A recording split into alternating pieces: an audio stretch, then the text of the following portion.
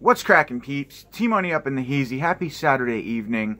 Tonight, I'm here to bring you the third entry in my rare DVDs/gems in my horror movie collection. I've selected 5 titles to show you guys tonight, but before I get into this, I just want to briefly say that in preparing to do this video, I'm finding it harder and harder to select even 5 titles that are rare, that I think are worthy of showing you guys in this video. It's getting hard. I thought I'd be able to sustain this much longer. Hey, Pipsy. But yeah, I mean, I'm finding that a lot of titles are just not, for whatever reason, they've either come out on Blu-ray, companies are printing more copies, I don't know what it is, but titles like Brain Scan, Orgy of the Dead, I had a Rhino Records edition, that one just came out on Blu-ray from Vinegar Syndrome, as well as Jack Frost. There are just so many titles that are just not as valuable as they used to be at one point. So, unfortunately, it's getting harder to find them. So I don't know how long it will be until I move on to the Blu-rays, which I should be, you know, I have a lot of material for Blu-rays to show. But anyway, let's get into this update. 5 titles I've selected, starting with one from 1989. We have a very fun campus whodunit-ish slasher film by the name of Rush Week. Love the killer in this flick. I just love the... it's almost like a pre-Scream type slasher. Like, you've got your college kids on campus, mysterious killer, your reporter trying to solve the problem, get her story, that sort of thing. It's a lot of fun. Cool little image on the back there of your killer. So, anyways, I really enjoy this movie. I always have, but I remember the story behind this one. There isn't really a great story. I just I got it on eBay for like 30 bucks, 25 bucks. Offhand, I'm forgetting what this is going for. Probably right around there. You can grab this still on eBay. I'm going to mention what all the movies are going for as far as I can remember. But it's only according to eBay. I didn't have a chance to look on Amazon tonight. I like to compare, usually, given I have enough time, to give you the average price that they're going for secondhand in the third-party market from Amazon and eBay. But tonight I just have eBay prices. So yeah, I think this one's around 30 bucks shipped. 25 maybe. The next one is a really cool find. So I found this, actually, it was sitting in my local FYE for at least a month. And I happened to... I used to do a lot of price checking there. Like if I saw a title, like so many of you guys do, if you see a title you're not familiar with, if a collector sees a title he's not familiar with in general, look it up on eBay, see what it's going for, see what it is. So I found this one, American Scary. Now, this is an amazing horror documentary on American... What is it? It's been a while since I've seen it. Multimedia cable networks, satellite television, the internet, video on demand, about horror films. Sorry, so it's about horror film shows that were broadcasted throughout American history and television history. So this one is going for, it says, a tribute to the golden age of horror hosts. That's right, so it's a focus on hosts. Been a while since I've seen it, but this movie goes for a lot of money, hundreds of dollars at least. Now, I just noticed on eBay, there's a seller, actually one of the co-producers of the film, came across like 7 copies of this. He's selling them for $65 a piece. So right now, that's the cheapest you can get this one for. I got this for like $4.99 at my local FYE. Pristine condition. So I'm really happy to have this. This is a title that I don't think will ever get a Blu-ray release either. So I'm happy that I have it for sure. And I got it at such a good price. So yeah, I mean, nobody obviously caught on to this because it was sitting in my FYE for a while. But yeah, unfortunately the cheapest price on that one is $65, and once those 7 titles are sold, which I'm sure they will slowly get sold, then you're paying upwards of $100 per release of American Scary. So really happy to have that one. Let me take a quick little swig of this seltzer here.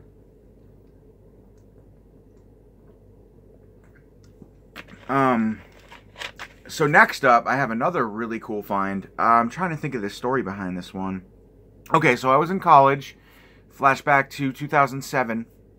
A friend of mine, Charlie, burned about 5 movies. He was like the movie guru back then, horror movie guru, the person I looked up to. This was prior to any internet interaction I had. I just knew physical people that were really into horror, and there were not very many of those. So he was a good friend of mine. Charlie and Alex, actually. I mentioned Alex in my last video. So he had burned me a disc with Spider Labyrinth, a couple other movies, and then included this one, Leaf Jonker's Darkness. Now, and I remember watching this and thinking it was brutal as all hell, very good for an independent vampire flick. So, where did I find this? FYE. Got this one at FYE as well. Now, I ordered, so in my collecting compulsion or whatever, my obsession to, hoard rare movies, I got this one. It was at my FYE. So there was a period of time, about a 6-month period, where FYE, my local FYE, was just getting in a ton of rare titles. I found, well, it turned out to be a bootleg copy of Clown House, this movie, American Scary. There were so many rare titles that I've brain scanned that I found there. The next one I'm going to show you. So it was really cool. I hit the jackpot in this month span there. And they had this. Now, they didn't have the slipcover with this movie, so I purchased this edition. Now, I've since sold my other copy because I once had 2 copies of Darkness. One that I got at my local FYE for pretty cheap, and then the other one I ordered from a third-party seller, I think on the Facebook Cult Media group. I'm pretty sure. Somewhere online I purchased another copy of this. The cool thing about this release is it's like... So, I'll admit, I'm kind of guilty of being a jackass, but I sold my other copy of this movie a while back. It is kind of a little bit scuffed up, the slipcover. There's a little watermark there. But what I did was I took... So one of the releases had a cover like this. And one of them had an... so one of them had an insert like this. Not a cover. The insert like this, and one of them didn't. So I took the insert out of the other one, put it into this one, combined it with the slipcover to make the ultimate edition of Vampire Darkness. And there are I think there are 2 versions of this DVD. So this is like the combination of both all rolled into one mega release. So I've got the 2 discs, the insert, the slipcover, all in pristine condition to make an amazing little find here, I think, because I don't think this movie will get a Blu-ray release unless an independent company like SRS Studios maybe puts it out. I think it's definitely a worthy one. But it is kind of in a little bit of shitty shape. I don't know why. It's just really scuffed up. I guess the person who owned this before me didn't take good care of it. That's why I always put my things in these sleeves. But regardless, I'm really, really happy to own this. 2-disc special edition of Leaf Jonker's Darkness. If you guys haven't seen this movie, it's a really, really good independent vampire flick from the early 90s, I believe. 2005 is it? 1992. Okay, this release was from Barrel Entertainment from 2005. Those of you guys who aren't familiar with Barrel Entertainment, they put out a lot of rare indie horror films, lower budget films in the mid 2000s. But the film itself is from the early 90s, and it's really fun. I enjoy it a lot. It's gory as all hell. Just a really good, well crafted. You could tell this is a movie that was crafted with a shit ton of love toward the horror genre. I mean, they, whatever resources they had, they just got creative and worked their asses off to put out the best possible indie vampire flick they could, given the genre that they liked and the budget that they had. So I really do like Darknessleaf Jonker's version, and I do recommend you guys check this movie out. I don't know if it's available on like YouTube to watch, but if you can check this movie out, I highly recommend it. It's really a lot of fun. If you're a gorehound, especially for gorehounds. Really good, like, indie special effects for sure. Practical effects. So that's Darkness by Leaf Jonker. Even the Dead Will Scream. So this is the digitally remastered special edition. Slipcover, inserts, reversible cover artwork, 2-disc set. So that one's worth, I was looking online, I think the cheapest one for that was like $45, $30, and then the shipping was astronomical. But yeah, around that range. You'll probably pay around $40 for it. Next up is a really cool release of a film that is a childhood classic. So my dad was a really, really big fan of 50s sci-fi. Growing up, I remember staying home from school sick and just sitting in his bed, or just like hanging on the foot of his bed, watching films like Invaders from Mars. And this one is the original classic from 1953, I believe. Yep, 1953, and it's just so much fun. I love this sci-fi flick. Yeah. And anyway, so I grabbed this one from super rare. This one goes, I think, for around $35 to $50 as well on eBay right now. Invaders from Mars, baby, 50th anniversary edition. This was put out by Corinth Films and Image in conjunction with Image Entertainment. So, one copy, actually, my father purchased on eBay. I don't know how much he paid for it. Probably a lot. Probably like 20 bucks. He's not stupid like I am, so maybe 20 bucks. And then the other one I found at my local FYE for maybe $8.99, $7.99, something like that. And I put it in a clear case just because this is my copy. This is my dad's, but I wanted to show you that I do have 2 editions of this film. And this film is really rare. I think it's actually more going around $50 on eBay right now for this one. Just a really, really fun 50s sci-fi movie. People vanishing in this, like, what is it, a sand pit out back of this kid's house, and I love it. They come back all weird, and just classic Invaders from Mars. Good stuff. And last up, guys, is a movie that I haven't seen, not gonna lie, but I grabbed it because it was on the bucket list, or the checklist of movies to grab that were rare and out of print that I wanted to see. This is Anchor Bay release of Baby Blood. As of right now, this movie's going for a lot, around $50, I think, on eBay, $35 to $50. That's kind of the range for all these movies, with the exception of American Scary, which is going for significantly more. But yes, A Gorehound's Delight, Baby Blood. I've heard fucked up things about this movie, but I'm really excited to check it out.